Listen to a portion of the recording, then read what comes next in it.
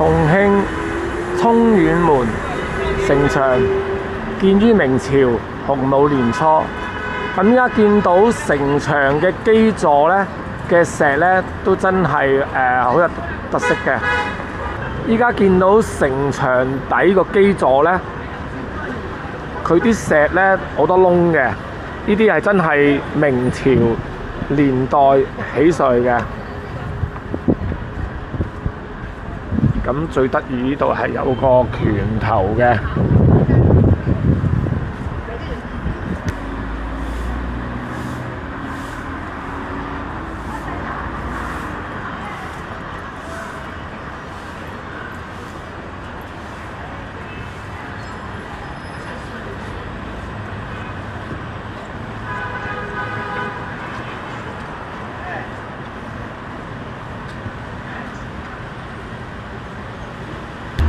呢個城牆呢，由明朝洪武年初建成之後呢，都經歷過好多次俾外敵攻打，亦都係試過俾外敵入侵咗之後呢，喺城裏邊大屠殺嘅。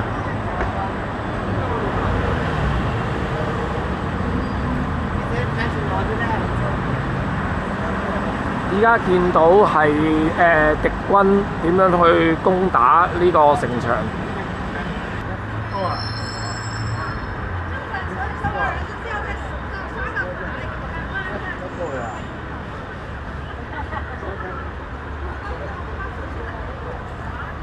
上到嚟城樓上邊有座叫通遠樓，古色古香嘅城樓。呢個係當年重慶城嘅地圖，見到個城牆由城牆頂望返落下邊通遠門個入口，守城士兵嘅第一身視角，睇下敵人點樣向我哋射箭，爬梯上嚟進攻我哋嘅城牆。睇下我軍嘅守城士兵向下邊掉石同射箭。張玉死守通遠門。公元1259年，蒙古大汗蒙哥在釣魚城戰死後，蒙軍退回草原。271年，忽必烈建元。1276年，攻入臨安南宋。天亡。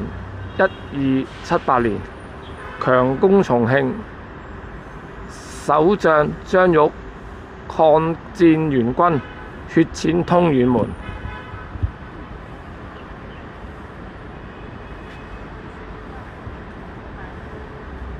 蜀築通遠門，公元226年，三國時期，蜀後主劉禪建興4年，大都護理嚴宜護江州，抗築新城。新城周足16里，範圍到今通遠門。